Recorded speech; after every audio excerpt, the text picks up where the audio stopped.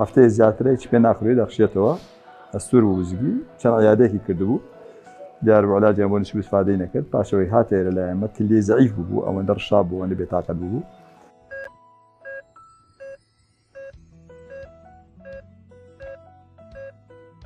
بسم الله الرحمن الرحيم لە نەخۆشخانەی مەهرەبانی نەخۆشیێک هاتە لامان عمری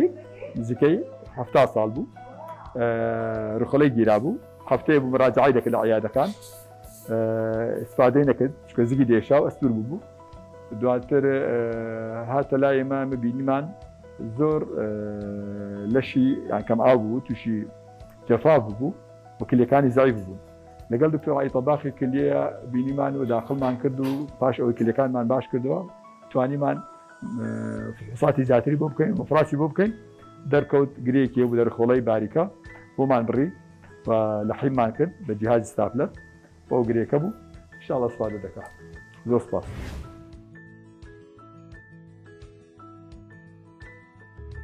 میهرەبانی دڵسۆزی و لێزانی